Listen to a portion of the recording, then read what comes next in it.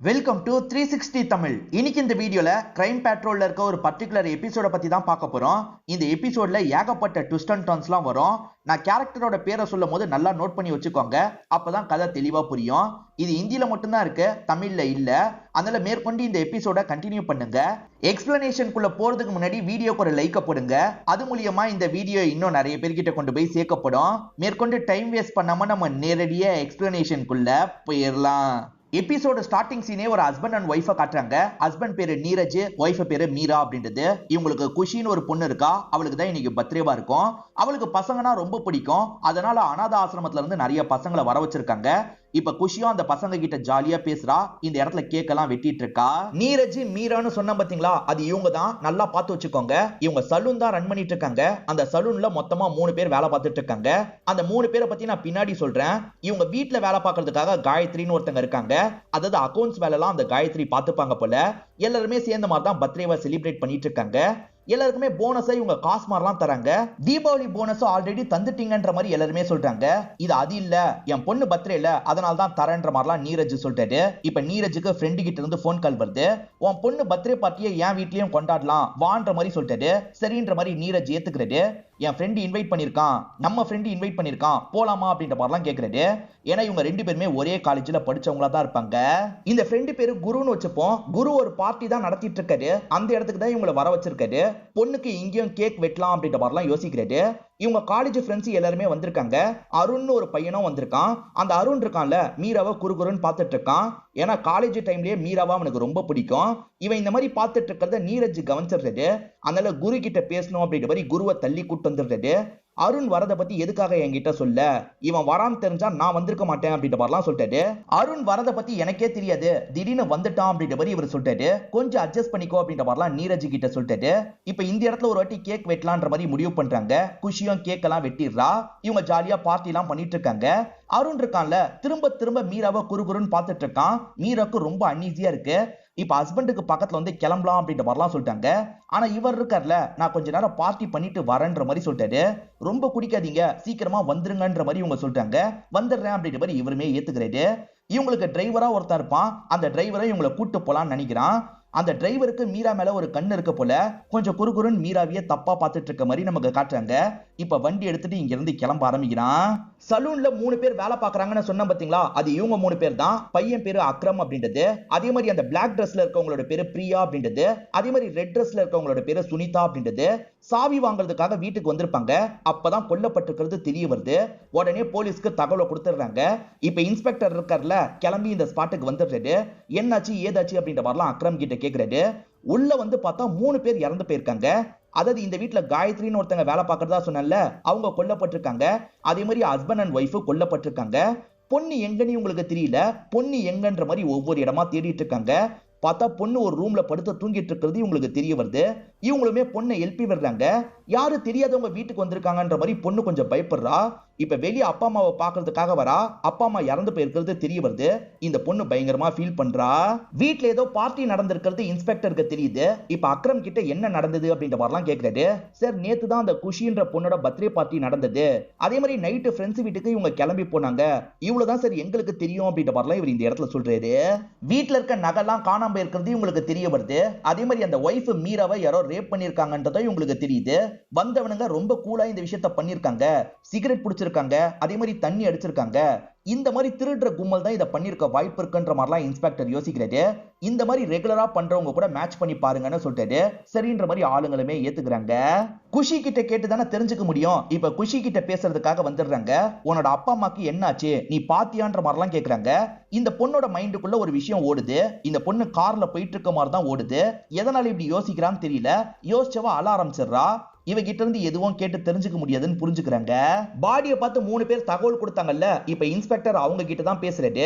உங்களுக்கு யார் மேலேயாவது சந்தேகம் இருக்கா அப்படின்ற மாதிரிலாம் கேட்கறாரு. அதாவது யாராவது இந்த வீட்டையே கவனிச்சிட்டு இருந்ததை நீங்க கவனிச்சிருக்கீங்களான்னு கேட்கறாரு. இவங்க இருக்காங்கல்ல, எங்களுக்கு டிரைவர் மேலதான் டவுட்னு சொல்லிட்டாங்க. ஏன்னா டிரைவர் இருக்கார்ல, எல்லாத்தையும் கொஞ்சம் குறுகுறுன்னு பார்த்துக்கிட்டே இருப்பாரு. அதே சமயம் தப்பான இன்டென்ஷன்ல மீராவெல்லாம் பார்த்திருப்பாரு. அப்படி நாங்க கவனிச்சிருக்கோம் அப்படின்ற மாதிரிலாம் சொல்லிட்டாங்க. அதனால டிரைவர் மேல இன்ஸ்பெக்டருக்கு டவுட் வருது. வீட்டுக்கு வந்து பால் போடுற நபர் இருக்கான் பாத்தீங்களா, காயத்ரி கிட்ட தான் எப்பவுமே பாலை தருவான், ஆனா இன்னைக்கு வாசல்ல வச்சுட்டு போயிருக்கான்ற மாதிரி ஆளுங்க சொல்லிட்டாங்க. அதனால அந்த பால்காரங்கிட்ட விசாரிக்கணும்னு யோசிக்கிறது. அந்த பால்காரனை ஸ்டேஷனுக்கு வர வச்சிருக்காரு. என்ன நடந்தது சொல்லுன்ற மாதிரி கேட்கிறது. சார் காலையில போனேன் சார், கதவை தட்டினேன், யாருமே வர மாதிரியே தெரியல, அதனால தான் பாலை வச்சுட்டு நான் கிளம்பிட்டேன்ற மாதிரி சொல்றான். அப்படி சொல்றவன் ரொம்ப பதட்டப்படுறான். ஏன் இவன் பதட்டப்படுறான்ற மாதிரி இவர் யோசிக்கிறது. சரி நீ கிளம்புன்ற மாதிரி சொல்லிட்டாரு. இவன் பதட்டமாவே இங்க இருந்து கிளம்பிட்டு இருக்கான். இவன் மேல எனக்கு டவுட்டா இருக்கு, இவன் மேல ஒரு கண்ணை வச்சுக்கோங்கன்னு இன்ஸ்பெக்டர் சொல்லிட்டாரு. ஆளுங்களும் சரின்ற மாதிரிலாம் இந்த இடத்துல ஏத்துக்கிறாங்க. ஸ்ட்ரீட்டுக்குள்ள ஏதாவது கும்பல் நுழைஞ்சிருக்கான்ற மாதிரி ஸ்ட்ரீட்ல இருக்க சிசிடிவி எல்லாம் செக் பண்றாங்க. எந்த கும்பலும் நுழைஞ்ச மாதிரி தெரியல. இன்னும் சிசிடிவி எல்லாம் செக் பண்ணி பாருங்கன்ற மாதிரி இன்ஸ்பெக்டர் சொல்லிட்டாரு. இப்ப போஸ்ட்மார்ட்டம் ரிப்போர்ட் வந்துருது. அதாவது மீரா கண்டிப்பா ரேப் செய்யப்பட்டிருக்காங்க அப்படின்றது கன்ஃபார்ம் ஆயிருது. ஒருத்தன் தான் இந்த ரேப்பை பண்ணிருக்கான்றது உங்களுக்கு தெரியுது. ஃபிங்கர் பிரிண்ட் மேட்ச் பண்ணி பார்க்கலாம்னு பார்த்தா ஒரு ஃபிங்கர் பிரிண்ட் கூட உங்களுக்கு ஸ்பாட்ல கிடைச்சிருக்காது. வந்தவன் ரொம்ப கவனமா தான் இந்த விஷயத்தை பண்ணிருக்கான்ற மாதிரி அசிஸ்டன்ட் சொல்லிட்டாரு. வந்தவன் ஒருத்தனா இருக்கலாம், இல்ல 2-3 பேரா கூட இருக்கலாம் அப்படின்ற மாதிரி இன்ஸ்பெக்டர் சொல்றாரு. அந்த டிரைவரை கூட்டிட்டு வாங்கன்ற மாதிரி சொல்லியிருப்பாரு. இப்ப டிரைவரை ஆளுங்க கூட்டிட்டு வந்துடுறாங்க. இவருமே டிரைவர் கிட்ட பேச ஆரம்பிக்கிறாரு. என்ன நடந்தது, உனக்கு தெரிஞ்சதை சொல்லுன்ற மாதிரிலாம் கேட்கிறாரு. இந்த டிரைவரும் நடந்த விஷயத்த சொல்லிட்டாரு. ஆக்சுவலா குரு வீட்ல பார்ட்டி முடிஞ்சு கிளம்புனாங்கல்ல, முதல்ல ஒய்ஃப் பொண்ணு மட்டும் தான் கிளம்பி இருப்பாங்க. அவங்க 2 பேரையும் வீட்ல வந்து இவர் விட்டுருப்பாரு. ஒரு 2 மணி நேரம் கழிச்சு தான் நீரஜ் என்ன பிக்கப் பண்றதுக்கு வான்னு சொல்லியிருப்பாரு. இவருமே நீரஜை பிக்கப் பண்ணி வீட்டுக்கு கூட்டு வந்துடுறாரு. அப்ப டைம் என்ன இருக்கும்ன்ற மாதிரிலாம் இன்ஸ்பெக்டர் கேட்டுக்கிறாரு. நீரஜ் செம்ம போதையில இருப்பாரு. இந்த டிரைவர் தான் கைத்தாங்களா வீட்டுக்கு தூக்கிட்டு வந்துட்டு இருக்காரு. அப்படி வாசல் கிட்ட வரும்போது காயத்ரி இருக்காங்கல்ல, இதுக்கப்புறம் நான் பாத்துக்கிறேன்ற மாதிரி அவங்க புடிச்சுக்கிறாங்க. அவங்க ரொம்ப க்ளோஸாவே நீரஜை பிடிக்கிறாங்க. ஏன் எதுக்குன்னு தெரியல. இந்த டிரைவரும் ஒரு பார்வை பார்த்துட்டு இங்க இருந்து கிளம்பி இருப்பாரு. இவ்வளவுதான் சார் எனக்கு தெரியும், மத்தபடி எனக்கு எதுவுமே தெரியாதுன்ற மாதிரிலாம் சொல்றாரு. ஆக்சுவலா காயத்ரியும் கொல்லப்பட்டிருக்காங்கன்னு சொன்ன பாத்தீங்களா, அந்த காயத்ரியை பத்தி விசாரிக்கும் போது காயத்ரி நிறைய ஆண்கள் கிட்ட ஃப்ளோட் பண்ற மாதிரிலாம் பேசுவாங்கன்னு தெரிய வருது. இது சார்ந்து விசாரிங்க அப்படின்ற மாதிரி இன்ஸ்பெக்டரும் சொல்றாரு. இப்ப வேற ஒரு பகுதியை காட்டுறாங்க. இங்க வித்யான்ற ஒரு லேடியை காட்டுறாங்க. இவங்க நிறைய மாத கர்ப்பிணியா இருப்பாங்க. ஹஸ்பண்ட் பொறுப்பே இல்லாம இருக்காரு. இவங்க சேர்த்து வச்சிருக்க காசெல்லாம் எடுத்துட்டு போலாம்னு நினைக்கிறாரு. ஏன் இப்படி பண்றீங்க, நிறுத்துங்கன்ற மாதிரிலாம் சொல்றாங்க. இதனால ஹஸ்பண்ட் கோவப்படுறாரு. என்னையே எதிர்த்து பேசுறியா அப்படின்ற மாதிரி சண்டை போடுறாரு. அந்த சண்டையில இவங்க வயித்துல அடிபட்டுருது. அதனால குழந்தை கலைஞ்சிரும். இதை நினைச்சு இவங்க ரொம்ப ஃபீல் பண்றாங்க. இப்ப கொஞ்ச நாள் கழிச்சு நடக்கிறத நமக்கு காட்டுறாங்க. வித்யா சூசைட் பண்ணி இறந்து போலாம்னு நினைக்கிறாங்க. அப்ப முகேஷ்னு ஒருத்தர் வந்து தடுத்துறாரு. இவர் பக்கத்து வீட்டை சேர்ந்தவரா இருப்பாரு. இவங்க மேல ஒரு ஆசையும் இருக்கும். நான் ஒரு ரெஸ்டாரண்ட் ஓபன் பண்ணலாம்னு நினைக்கிறேன், என் கூட வந்துரு அப்படின்ற மாதிரிலாம் கேட்கிறாரு. இவங்களுமே ஹஸ்பண்டை விட்டு இவர் கூட போயிடலாம்னு நினைக்கிறாங்க. சரின்ற மாதிரிலாம் இந்த இடத்துல ஏத்துக்கிறாங்க. குருன்னு ஒருத்தர் தான் பார்ட்டி ஆர்கனைஸ் பண்ண மாதிரி நமக்கு காமிச்சிருப்பாங்க. இப்ப இன்ஸ்பெக்டர் அசிஸ்டன்ட் குரு கிட்ட விசாரிக்கிறதுக்காக தான் வந்திருக்காரு. பார்ட்டில என்ன நடந்தது, ஏதாவது பிரச்சனை நடந்ததான்னு கேட்கிறாரு. இப்ப குருவும் நடந்த விஷயத்த சொல்லிட்டாரு. எங்க கூட அருண் ஒருத்தன் படிச்சான், அவனையும் நான் இன்வைட் பண்ணிட்டேன். அவன் குறுகுறுன்னு பார்த்துட்டு இருந்தான். இதை நினைச்சு நீரஜ் கோவப்பட்டான். இதனால சண்டை லைட்டா ஏற்பட்டது அப்படின்ற மாதிரிலாம் சொல்றாரு. கொஞ்சம் அட்ஜஸ்ட் பண்ணிக்கோன்னு குரு சொன்னார்ல, நீரஜும் அட்ஜஸ்ட் பண்ணி தான் உட்காந்துருப்பாரு. ஆனா இவன் பார்வை ரொம்ப மோசமா இருக்கு. ஒய்ஃபை குறுகுறுன்னு பார்த்துக்கிட்டே இருக்கான். இதனால செம்மையா டென்ஷன் ஆயிட்டாரு. இதுக்கப்புறம் என்னோட ஒய்ஃப் அப்படி பார்த்த தொலைச்சிருவேன் அப்படின்ற மாதிரிலாம் சொல்லிட்டாரு. லைட்டா அருணை அடிக்க வேற செஞ்சிருப்பாரு. இதனால அருண் மேலேயும் உங்களுக்கு டவுட் வருது. ஏன்னா ஹஸ்பண்ட் பண்ணதை மனசுல வச்சு ஒய்ஃபை ரேப் பண்ணிருக்கலாம், 3 பேரையும் சாவடிச்சிருக்கலாம் அப்படின்ற மாதிரிலாம் நினைக்கிறாங்க. அருணை விசாரிக்கணும் அப்படின்ற மாதிரி முடிவு பண்றாங்க. இதை தாண்டி டிரைவர் மேலேயும் உங்களுக்கு டவுட் இருக்கு. ஏன்னா டிரைவர் மீராவை குறுகுறுன்னு பாப்பான்ற மாதிரி எல்லாருமே சொல்லியிருப்பாங்க. டிரைவருக்கு கூட தப்பான இன்டென்ஷன் இருந்திருக்கு, ரேப் பண்றதுக்கு ட்ரை பண்ணிருக்கலாம். சோ அவன் மேலேயும் ஒரு கண்ணை வைக்கணும்ன்ற மாதிரிலாம் இவர் ஆளுங்க கிட்ட சொல்லிட்டு இருக்காரு. இப்பதான் புதுசா ஒரு தகவல் கிடைக்குது. அது என்னன்னு பாத்தீங்கன்னா, குஷி சொந்த பொண்ணு கிடையாது, தத்தெடுக்கப்பட்ட பொண்ணுன்னு தெரிய வருது. ஆனா யார்கிட்ட இருந்து தத்தெடுத்தாங்கன்னு தெரியல. இப்ப குஷின்ற அந்த சின்ன பொண்ணு நமக்கு காட்டுறாங்க. அவ ஃபீலிங்கா யோசிச்சு பாக்குற மாதிரி சில விஷயங்களை நமக்கு காட்டுறாங்க. 3 வருஷத்துக்கு முன்னாடி தான் இந்த வீட்டுக்கு வந்திருப்பா. இதுக்கப்புறம் நாங்க 2 பேர் தான் உன்னோட அப்பா அம்மா, நீ இதுக்கப்புறம் இங்கதான் இருக்க போற அப்படின்ற மாதிரிலாம் இவங்க பேசியிருப்பாங்க. இப்ப பிரசன்ட்ல அதெல்லாம் யோசிச்சு பாக்குற மாதிரி நமக்கு காட்டுறாங்க. இப்ப அப்படியே கட் பண்ணி வித்யாவோட கதையை நமக்கு காட்டுறாங்க. முகேஷ் சொன்ன மாதிரியே ரெஸ்டாரண்ட் ஆரம்பிச்சிடுறாரு. இவங்க 2 பேருமே சந்தோஷமா வேலையெல்லாம் பார்த்துட்டு இருக்காங்க. இப்ப முகேஷ்க்கு போன் கால் வருது. தப்பான வேலை பண்ணுன்ற மாதிரி சொல்றாங்க. இவர் இதுக்கு முன்னாடி அந்த வேலை தான் பண்ணிட்டு இருந்தாரு போல. நான் அதெல்லாம் விட்டுட்டேன், இதுக்கப்புறம் பண்ண மாட்டேன்ற மாதிரி முகேஷ் சொல்லிட்டு இருக்காரு. அப்பதான் வித்யாவோட எக்ஸ் ஹஸ்பண்ட் இந்த இடத்துக்கு வந்துடுறாரு. வித்யா இவரை விட்டுட்டு வந்திருக்காங்கல்ல, திரும்பி என் கூட வான்ற மாதிரி பிரச்சனை பண்றாரு. ஆனா முகேஷ் இருக்கார்ல, முதல்ல இங்க இருந்து கிளம்பு, இல்லனா என்ன பண்ணுவனே தெரியாது அப்படின்ற மாதிரி அடிச்சு அனுப்புறாரு. வித்யாவோட எக்ஸ் ஹஸ்பண்டும் பயந்துடுறாரு. சைலண்டா இங்க இருந்து கிளம்ப ஆரம்பிக்கிறாரு. இந்த ரெண்டு கதையும் எந்தெந்த காலகட்டத்துல நடக்குதுன்றது நமக்கு கிளியரா தெரியல. இப்ப இன்ஸ்பெக்டர் இருக்காரு பாத்தீங்களா, அருணை கூப்பிட்டு விசாரிக்கிறாரு, என்னாச்சு அப்படின்ற மாதிரிலாம் கேட்டுட்டு இருக்காரு. இவன் குறுகுறுன்னு பார்த்தான் பாத்தீங்களா, அதை ஒத்துக்கிறான். ஏன்னா காலேஜ் டைம்லயே நாங்க 2 பேர் லவ் பண்ணிட்டு இருந்தோம், ஆனா எந்த ஒரு ரீசனும் சொல்லாம என் கூட பிரேக்கப் பண்ணிட்டா அப்படின்ற மாதிரிலாம் பிளாஷ்பேக்கை இவன் சொல்ல ஆரம்பிக்கிறான். திடீர்னு பார்த்தா இவங்க பிரேக்கப் பண்ணிருப்பாங்க, ப்ளீஸ் அப்படிலாம் சொல்லாத, நம்ம சேரலான்ற மாதிரிலாம் இவன் பயங்கரமா கெஞ்சி கேட்டிருப்பான். ஆனா அவங்க இருக்காங்கல்ல, நான் நீரஜ் தான் கல்யாணம் பண்ணிக்க போறேன்ற மாதிரி சொல்லியிருப்பாங்க. டக்குன்னு சீட் பண்ண மாதிரியே இவனுக்கு தோணி இருக்கும். அதனால தான் அவங்க 2 பேர் மேல இவன் கோவத்துல எல்லாம் இருந்திருப்பான். அதனால தான் கொலை பண்ணிட்டியான்ற மாதிரி இன்ஸ்பெக்டர் கேட்கறாரு. நான்லாம் பண்ணலன்ற மாதிரி இவன் சொல்றான். ஆக்சுவலா அவங்க சலூன் தானே வச்சிருக்காங்க, ஆனா ரீசெண்டா அவங்க நிறைய சம்பாரிச்சிருப்பாங்க, வீடெல்லாம் பெரிய லெவல்ல கட்டியிருப்பாங்க. ஏது அவ்வளவு வருமானம் தெரியல, கண்டிப்பா இல்லீகலான வேலை பண்ணிட்டு இருக்காங்க, அதுல எதிரிங்க உருவாயிருப்பாங்க, அவங்க இப்படி பண்ணிருக்க வாய்ப்பு இருக்குன்ற மாதிரிலாம் இவன் சொல்றான். சோ ரீசெண்டா தான் அவங்க சம்பாரிச்சிருக்காங்கன்னு இன்ஸ்பெக்டருக்கு தெரிய வருது. அவன் சொல்றது உண்மையான்ற மாதிரி விசாரிக்க சொல்றாரு. ஆமா சார், ரீசெண்டா தான் நிறைய காசு உங்களுக்கு வந்திருக்கு, எப்படின்றது தெரியல அப்படின்ற மாதிரிலாம் சொல்றாரு. அப்ப சலூன்ல ஏதாவது தப்பு நடக்க வாய்ப்பு இருக்கு, அந்த சலூன் மேல ஒரு கண்ணை வைங்க, அங்க இல்லீகல் பிசினஸ் நடந்திருக்க வாய்ப்பு இருக்குன்னு சொல்றாரு. இன்னமும் அந்த சலூன் ரன் ஆயிட்டு தான் இருக்கு. இப்ப அக்ரமும் பிரியாவும் பேசிக்கிட்டே வேலை பார்த்துட்டு இருக்காங்க. இந்த இடத்துல பங்கஜ்னு இதுக்கு முன்னாடி ஒரு பையன் வேலை பார்த்திருப்பான், அவனுக்கும் சுனிதாக்கும் ஒரு பிரச்சனை நடந்திருக்கும், அதை பத்தி போலீஸ் கிட்ட சொல்லலான்ற மாதிரிலாம் பிரியா சொல்லிட்டு இருக்கா. அப்ப இந்த இடத்துக்கு சுனிதா வந்துடுறாங்க. அதனால இவ பேசிட்டு இருக்க விஷயத்த ஸ்டாப் பண்ணிடுறா. இப்ப சுனிதாவும் நார்மலா ஸ்மைல் பண்ணிட்டு உள்ள வேலை பார்க்கறதுக்காக போறாங்க. காயத்ரி எல்லார்கிட்டயும் ஃப்ளர்ட் பண்ற மாதிரி டைப்ன்றது உங்களுக்கு தெரிய வந்தது இல்ல, அதனால அவளோட கால் லாக செக் பண்ணி பார்த்திருப்பாங்க. அப்படி செக் பண்ணி பார்க்கும்போது ஷாக்கிங்கான ஒரு விஷயம் தெரிய வந்திருக்கும். அவ அடிக்கடி டிரைவர் கிட்ட கால் பண்ணி பேசியிருக்கா, பால்காரங்கிட்டயும் நிறைய கால் பண்ணி பேசியிருக்கா, 2 பேர் கூடயும் பழகி இருக்கான்றது உங்களுக்கு தெரிய வருது. அந்த 2 பேர்கிட்டயும் விசாரிக்கணும், அந்த 2 பேர் ஏதாவது பண்ணிருக்க வாய்ப்பு இருக்கு அப்படின்ற மாதிரிலாம் இன்ஸ்பெக்டர் சொல்றாரு. இப்ப இன்ஸ்பெக்டரும் பால்காரனை போட்டு பயங்கரமா அடிக்கிறாரு. அஃபேரை பத்தி ஒத்துக்கோன்ற மாதிரி கேட்கிறாரு. ஆமா சார், எங்க 2 பேருக்குள்ள அஃபேர் போனது உண்மைதான் அப்படின்ற மாதிரி இவனுமே ஏத்துக்கிறான். அதே மாதிரி அந்த நாள் நடந்த விஷயத்த பத்தியும் சொல்ல ஆரம்பிக்கிறான். ஆக்சுவலா இவன் தட்டி பார்த்தேன் திறக்கலன்னு பாலை வச்சுட்டு போயிட்டேன்னு சொன்னான் பாத்தீங்களா, அது பொய்யா இருக்கும். ஏன்னா காயத்ரியை இவன் பார்த்துட்டு தான் போவான். அதனால திரும்ப திரும்ப கதவை தட்டுறான். அதுக்கப்புறம் கதவை திறந்து உள்ள வரான். உள்ள எல்லாருமே இறந்து போயிருக்கிறத பார்த்து ஷாக் ஆயிருப்பான். அதுக்கப்புறம் தான் பயந்து அங்க இருந்து ஓடி போயிருப்பான். இப்ப இன்ஸ்பெக்டர் டிரைவரை போட்டு அடிக்கிறாரு. உங்க 2 பேருக்குள்ள அஃபேர் போச்சு இல்ல, ஒத்துக்கோன்ற மாதிரிலாம் கேட்கிறாரு. ஆமா சார், எனக்கும் அவளுக்கும் அஃபேர்லாம் போச்சு, அந்த காயத்ரி ரொம்ப மோசமானவ சார், நீரஜ கூட விட்டு வைக்கலன்ற மாதிரி சொல்றாரு. எது நீரஜுக்கும் காயத்ரிக்கும் நடுவுல அஃபேர் போச்சா, உண்மையதான் சொல்றியான்னு கேட்கிறாரு. சார் எனக்கும் ஷாக்கிங்கா தான் இருந்தது, ஆனா இத சொன்னதே அவளோட புருஷன் தான் அப்படின்ற மாதிரி இவனும் நடந்த விஷயத்த சொல்றான். காயத்ரி வீட்டுல காயத்ரி கூட இவன் ஒன்னா இருந்துட்டு இருக்கான். அப்ப காயத்ரியோட ஹஸ்பண்ட் இந்த இடத்துக்கு வந்துடுறாரு. இவனை போட்டு அடிக்கிறாரு. அதே சமயம் காயத்ரியை போட்டு திட்டுறாரு. நீ வேலை பார்க்குற இடத்துல முதலாளி கூட தான் ஒன்னா இருக்கான்னு பார்த்தா இவன் கூடயும் ஒன்னா இருக்கியான்ற மாதிரி தான் திட்டுறாரு.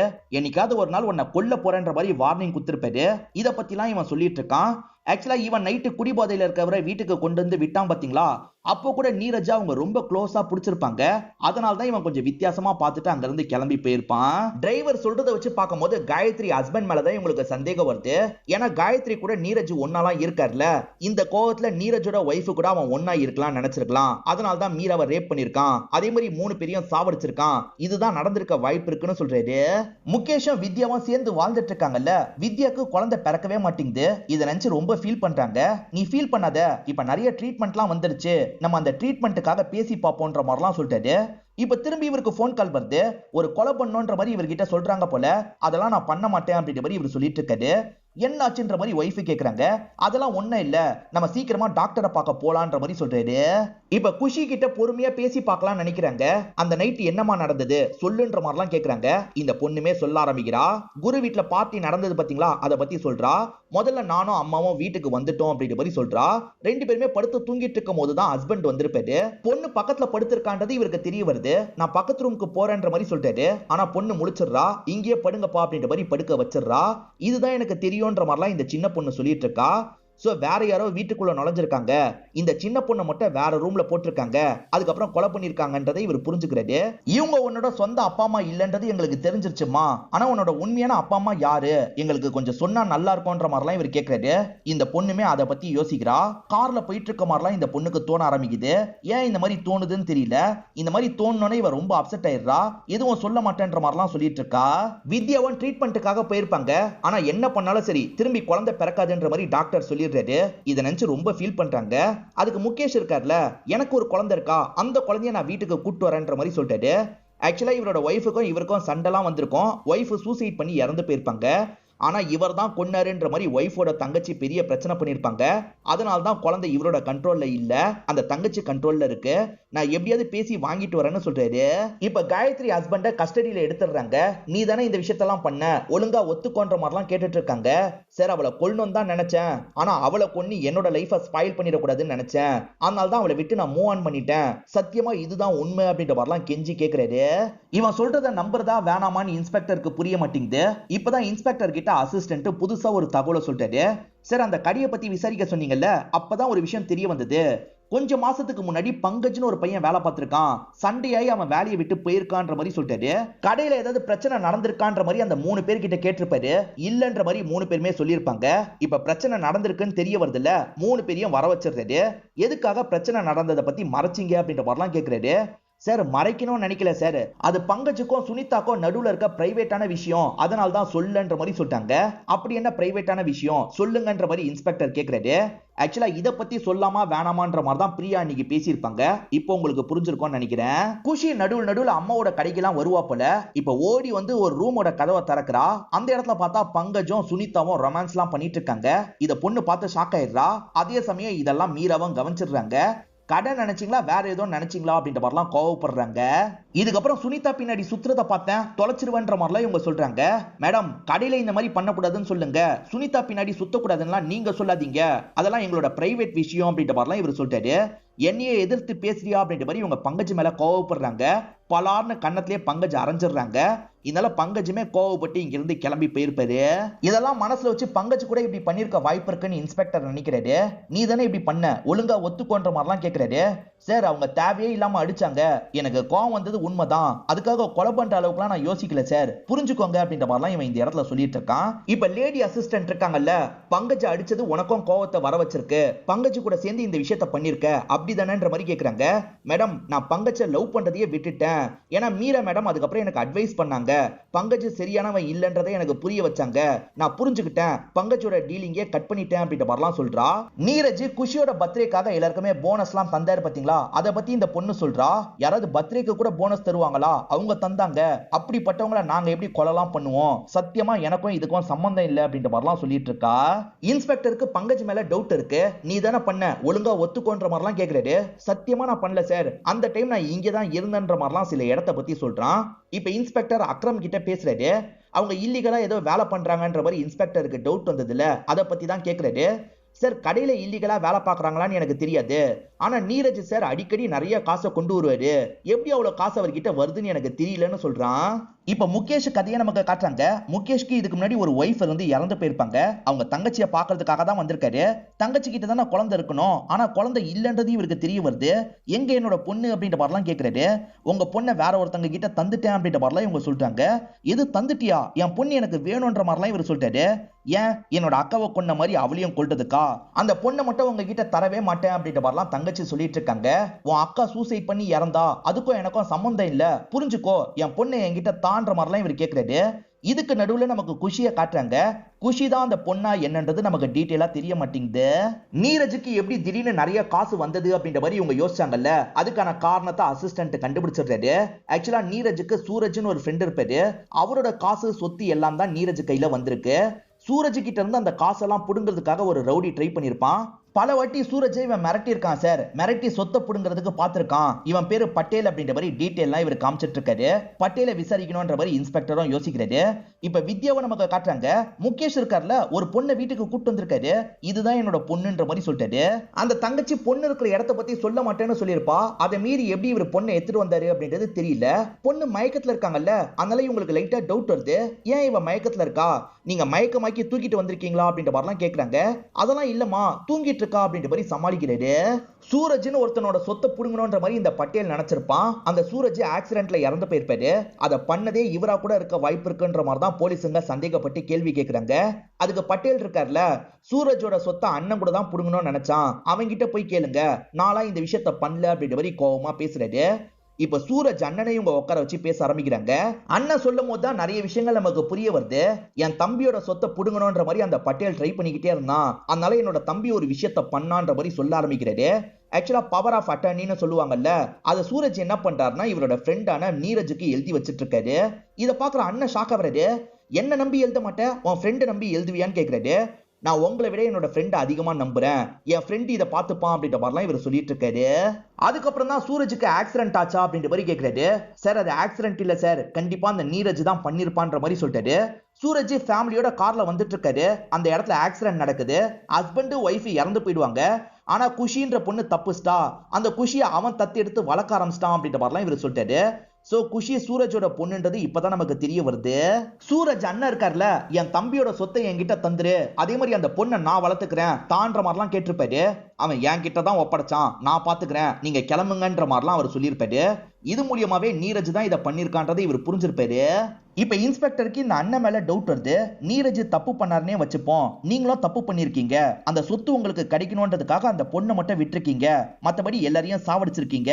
இப்ப அந்த பொண்ணை வளர்க்குற பொறுப்பு உங்ககிட்ட வரும், சொத்து உங்ககிட்ட வந்துடும், அதுக்காக தானே இப்படி பண்ணீங்கன்ற மாதிரிலாம் கேட்கறாரு. சரி அப்படி பண்ணோம்னு நினைச்சிருந்தா நான் எப்பயோ பண்ணிருப்பேனே, எதுக்கு இவ்வளவு நாள் வெயிட் பண்ணிட்டு இருக்கணும், நான்லாம் பண்ணலன்ற மாதிரி இந்த அண்ணன் சொல்லிட்டு இருக்காரு. இன்ஸ்பெக்டருக்கு லைட்டா இந்த அண்ணன் மேலேயும் டவுட் இருக்கதான் செய்யுது. இப்பதான் அசிஸ்டன்ட் வேற ஒரு தகவலை கண்டுபிடிச்சிருக்காரு. பட்டேல் எனக்கும் இதுக்கும் சம்பந்தம் இல்லைன்னு சொன்னார்ல, ஆனா சம்பந்தம் இருக்குன்றத கண்டுபிடிச்சிருக்காரு. பட்டேல் நேரடியா சம்பந்தப்பட வேணாம்னு நினைக்கிறாரு. இவருக்கு தெரிஞ்ச ஒருத்தனுக்கு கால் பண்ணிட்டாரு. நீ இந்த வேலையை முடி, அவங்க ரெண்டு பேரையும் காலி பண்ணும், நீயும் நேரடியா இன்வால்வ் ஆகாம இந்த வேலையை பண்ணுன்னு சொல்றாரு. பட்டேல் ஒருத்தங்கிட்ட வேலையை கொடுத்தாரு பாத்தீங்களா, அவனை பிரசன்ட்ல இவங்க லாக் பண்ணி விசாரிக்கிறாங்க. இப்பதான் இவனுமே சொல்ல ஆரம்பிக்கிறான். ஆக்சுவலா சூரஜ் சொத்தை மாத்தி எழுதி வச்சாரு பாத்தீங்களா, அதை பத்திலாம் பட்டேலுக்கு தெரியாது, அதனாலதான் அவங்களை காலி பண்ணு அப்படின்ற மாதிரி வேலையை தந்திருப்பான். நீ நேரடியா பண்ணாதன்ற மாதிரியும் சொல்லியிருப்பான். அதனால இவர் இருக்கார்ல, வேற ஒருத்த மூலியமா பண்ணுன்னு சொல்றாரு. வேற யார் மூலியமா பண்ணன்ற மாதிரி இன்ஸ்பெக்டர் கேக்குறாரு. இந்த தொழிலே வேணான்னு முகேஷ்னு ஒருத்தன் போனா, அவனுக்கு நிறைய காசு தரேன்னு சொல்லி தான் பண்ண வச்சேன், அவன் பொண்ணை மீட் எடுக்கிறதுக்கு அந்த காசு அவனுக்கு தேவைப்பட்டது அப்படின்ற மாதிரிலாம் சொல்லிட்டாரு. இப்ப பிரசன்ட்ல முகேஷை லாக் பண்றதுக்காக வந்துடுறாங்க. ஒய்ஃபோட தங்கச்சி என்கிட்ட குழந்தை இல்லைன்னு சொன்னாங்கல்ல, அது பொய்யா தான் இருக்கும், அவங்க கிட்ட தான் குழந்தை இருந்திருக்கும், எனக்கு இவ்வளவு காசு தா, குழந்தைய வாங்கிட்டே தந்துடுறன்ற மாதிரி சொல்லியிருப்பாங்க. சரின்ற மாதிரி இவரும் அந்த வேலையை பண்ணிருப்பாரு. அந்த வேலை மூலியமா காசு கிடைச்சது இல்ல, அதனாலதான் இந்த பொண்ணை கூட்டு வந்திருப்பாரு. இந்த பொண்ணுக்கு அடையாளம் தெரியாம வரமாட்டேன்னு சொல்லியிருப்பா, அதனாலதான் மயக்கமாக்கி இவர் வீட்டுக்கு கூட்டு வந்திருப்பாரு. பட்டேல் நான் பண்ணதுக்கு என்ன எவிடன்ஸ் இருக்குன்னு கேட்டார்ல, இப்ப எவிடன்ஸ் இவங்க கிட்ட இருக்கிறதுனால பட்டேல் அரெஸ்ட் பண்ணிடுறாங்க. அதே சமயம் முகேஷ் பண்ண விஷயத்தை பத்தி சொல்லிட்டாரு. அவங்க கார்ல வந்துட்டு இருந்தாங்க, எதிர வந்து இடிச்சன்ற மாதிரி சொல்லிட்டாரு. அதே பட்டேல வீடு பூந்து 3 பேரையும் கொல்ல சொல்லிருக்கலாம்ல, அதனால இன்ஸ்பெக்டருக்கு இவன் மேல டவுட் வருது. இந்த 3 கொலையும் நீ தானே பண்ணன்ற மாதிரிலாம் கேக்குறாரு. சார் சத்தியமா அந்த விஷயத்தை மட்டும் தான் சார் பண்ணேன், என் குழந்தைய மீட் எடுக்கிறதுக்காக தான் பண்ணேன், என்ன மன்னிச்சிருங்க அப்படின்ற மாதிரிலாம் இவர் அழுதுட்டு இருக்காரு. இவர் 3 கொலையை பண்ணலன்றது இவங்களுக்கு தெரிய வருது. அப்ப யார் தான் அந்த 3 கொலையை பண்ணது அப்படின்ற மாதிரிலாம் இவங்க யோசிக்கிறாங்க. இப்ப லேடி அசிஸ்டன்ட் ஒரு தகவல் கிடைச்சிருக்குன்ற மாதிரி கால் பண்ணி சொல்றாங்க. ஆக்சுவலா திருட்டு நகையெல்லாம் வாங்குற மாதிரி கடை இருக்கும்ல, அங்கெல்லாம் விசாரிச்சு பார்த்திருப்பாங்க. அப்ப திருடப்பட்ட நகை விற்கப்பட்டிருக்கிறது இவங்களுக்கு தெரிய வருது. யாரு வித்தான்றதையும் கண்டுபிடிச்சிடுறாங்க. அவனோட பேரை இந்த இடத்துல சொல்றாங்க. வேற யாரும் கிடையாது, அக்ரம் தான் விற்கிறதுக்கு ட்ரை பண்ணிருப்பான். அட பாவி, நீ தான் திருடுனியா, எதுக்காக இப்படி பண்ண, யாரெல்லாம் உன் கூட சேர்ந்து ஹெல்ப் பண்ணா அப்படின்ற மாதிரிலாம் இவர் கேட்கிறாரு. அக்ரமும் கூட சேர்ந்து ஹெல்ப் பண்ணவங்களோட பேரெல்லாம் சொல்லிடுறான்.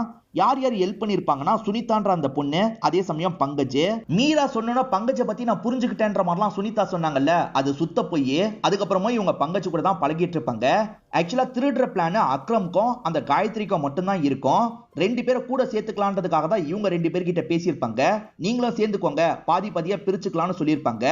எல்லாரும் முன்னாடியே மீரா திட்டாங்கல்ல, இவங்க 2 பேருக்கு தனிப்பட்ட முறையில மீரா மேல கோபம் இருக்கும். சரி நாங்களும் சேர்ந்துக்கிறோன்ற மாதிரி இவங்க 2 பேருமே ஏத்திருப்பாங்க. நைட்டு நேரம் காயத்ரி தான் கதவை திறந்து இவங்க 3 பேரையும் உள்ள கூப்பிடுறா. 4 பேருமே சேர்ந்த மாதிரி நகையெல்லாம் திருடிட்டு இருக்காங்க. சத்தம் கேட்கிற மாதிரி இருக்கு. மீராவும் என்னாச்சு ஏதாச்சுன்னு பாக்குறதுக்காக வெளியே வராங்க. மீராவை பார்த்தோன்னே இந்த இடத்துல காயத்ரி நடிக்க ஆரம்பிச்சிடுறா. இவங்க 3 பேர் திருடுறதுக்காக வந்திருக்காங்க அப்படின்ற மாதிரிலாம் சொல்றா. இதை பாக்குற பங்கஜ் கோவப்படுறாரு. நடிக்கிறியா அப்படின்ற மாதிரி முதல்ல அவங்கள போட்டு அடிக்கிறாரு. அவங்க கதையை முடிச்சிடுறாரு.